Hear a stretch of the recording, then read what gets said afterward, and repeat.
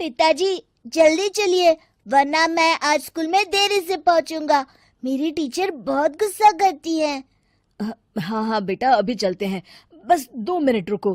तभी रमेश की पत्नी कमरे से बाहर आती है और रमेश से कहती है, सुनिए जी, आज शाम को आप ऑफिस से जरा जल्दी घर आ जाइएगा। याद है ना, आज आपको मुझे शॉपिंग कराने के लिए लेकर जाना है। अरे भाग्यवान, इस महीने हाथ जरा तंग है। मेरी मानो तो शॉपिंग का विचार कुछ दिनों के लिए अपने दिमाग से निकाल ही दो। मैं तुम्हें अगले महीने पक्का शॉपिंग कराने ले जाऊंगा। अभी मुझे चलना चाहिए, वरना राजू को स्कूल पहुंचने में देर हो जाएगी। देखिए जी, अब आपके ये बहाने पुराने हो चुके हैं। मैं कुछ नहीं जानती। आज शाम को मुझे शॉपिंग करने जाना है, मतलब जाना है। आगे आपकी मर्जी। अच्छा ठीक है भाग्यवान, अब तुम पूरा घर सर पर मत उठाओ, मैं कुछ करता हूँ। इतना कहकर रमेश अपने बेटे राजू को लेकर वहां से चला जाता है। घर से निकलने के लिए रमेश जैसे ही अपनी मोटरसाइकिल शुरू करता है, तभी उसकी माँ उसे आवाज देकर कहती है, अरे रमेश, आज शाम को मुझे कुछ पैसे दे देना। याद है ना, मैंने तुझसे कहा था कि मुझे मंदिर में चढ़ावा चढ़ाना है। अरे माँ, मेरी तनख्वाह आने में अभी 10 दिन बचे हैं। अभी मेरे पास बिल्कुल पैसे नहीं है। हाँ, मेरी तनख्वाह मिलते ही मैं तुम्हें पैसे दे दूंगा। रमेश की माँ चिढ़कर कहती हैं, अरे तेरा दिमाग तो खराब नहीं हो गया? मैंने तेरे भरोसे मंदिर के पुजारी जी से वादा कर दिया है और तू कह रहा है कि पैसे नहीं है। अब मैं पुजारी जी को क्या जवाब दूंगी? तुझे तो मेरी इज्जत की भी कुछ परवाह नहीं है। अच्छा ठीक है माँ, अब तुम गुस्सा मत करो, मैं शाम तक कुछ इंतजाम करता हूँ। इतना कहकर रमेश वहां से चला जाता है। फिर दोपहर को जब रमेश अपने दफ्तर में बैठा होता है, तब उसे अपनी पत्नी और माँ की बातें याद आती हैं। रमेश अपने दफ्तर के एक साथी मोहन से कुछ रुपए उधार मांगता है। अरे भाई मोहन, मेरा एक छोटा सा काम कर दो, मुझे कुछ रुपयों की सख्त जरूरत है। मुझे कुछ दिनों के लिए क्या तुम रुपए उधार दे सकते हो? अरे रमेश भाई, मैं तुम्हें पैसे उधार तो दे सकता हूँ, लेकिन मुझे वक्त पर पैसे लौटा देना। वैसे भी मेरा मानना है कि दोस्ती यारी में कभी पैसों का व्यवहार नहीं करना चाहिए। ये कहावत तो तुमने सुनी ही होगी कि उधार प्रेम की कैंची है। मैं नहीं चाहता कि पैसों को लेकर हमारा रिश्ता खराब हो।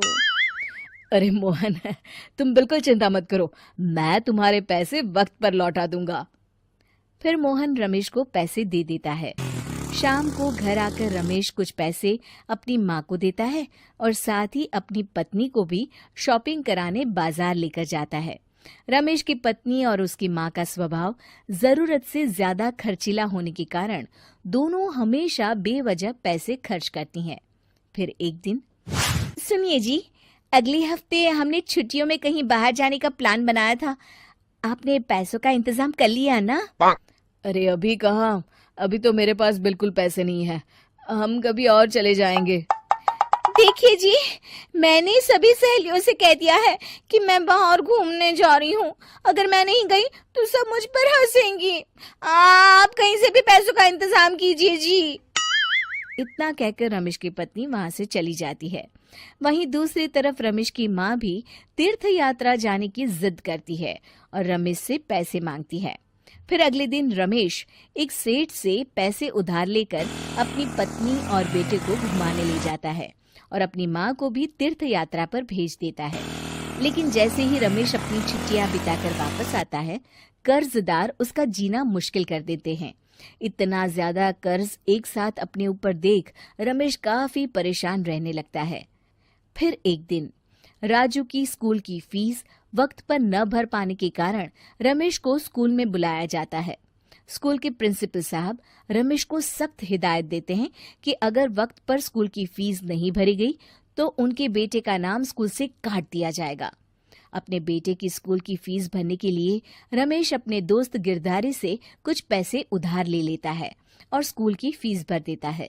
रमेश की माँ और उसकी पत्नी खर्चे और घर की जिम्मेदारी संभालते संभालते धीरे धीरे रमेश पूरी तरह कर्ज में डूब जाता है और तभी एक दिन दफ्तर में काम करते समय रमेश की तबीयत अचानक बिगड़ जाती है और वो बेहोश होकर गिर पड़ता है।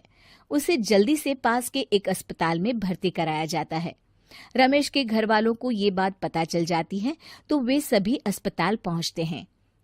अस्पताल के डॉक्टर साहब उन्हें बताते हैं, देखिए, देर रात तक जागने और जरूरत से ज्यादा काम करने की वजह से इन्हें चक्कर आ गया था।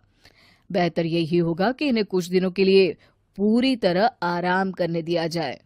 रमेश की हालत देखकर उसके बेटे राजू को बहुत गुस्सा आता है और वो अपनी दादी और माँ से कहता है, माँ, दादी, मैं इतना छोटा हूँ, फिर भी मैं इतना समझता हूँ कि पिताजी दिन रात दफ्तर में काम करके पैसे कमाते हैं।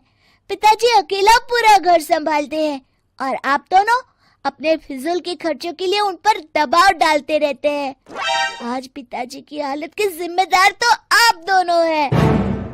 राजू की समझदारी भरी बातें सुनकर रमेश की माँ और पत्नी को अपनी गलती का एहसास होता है और दोनों की आंखों में आंसू आ जाते हैं। फिर कुछ दिनों के बाद रमेश की तबीयत एकदम अच्छी हो जाती है और वो पहले की तरह अपने काम पर जाने लगता है। हेलो दोस्तों, अगर आपको ऐसे वीडियो और देखने के लिए हमारे चैनल को फॉलो कर लेना और सब्सक्राइब कर लेना, बेल आइकन को प्रेस करके ऑल पे सेट कर लेना ताकि हमारी जो भी वीडियो आप अपलोड करें सबसे पहले आपको आपके पास पहुंचे। धन्यवाद। Thanks for watching.